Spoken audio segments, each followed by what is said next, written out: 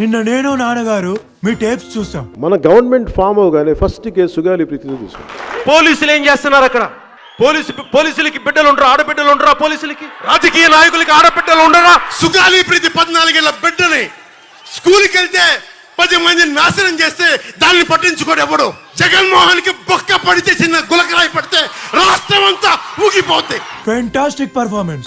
First time charge తీసుకోగానే మొదట చెప్పిన మాట పాపకి న్యాయం జరగాలి, ఏమేమి జరిగిందని సిఐడి చీఫ్ ని నేనే తెలియజేశాను. డీజీపీ గారికి పంపించాను, అప్పుడు డీజీపీ గారికి తిరుమలరావు గారు, అలాగే సిఐడి అధికారులకు చెప్పాను, ఉన్నతాధికారికి, హోమ్ మినిస్టర్ గారికి చెప్పాం. ఇవన్నీ చెప్తే పోలీసు సిఐడి వాళ్ళు చెప్పింది ఏంటంటే అసలు అప్పట్లోనే ఎవరైతే దీని వెనక కుట్ర వెనక ఉంది ఇవన్నీ చెప్తున్నారో ఏ డిఎన్ఏ తారుమారు చేశారు. ఎలా తారుమారు చేసి ఉండాలి?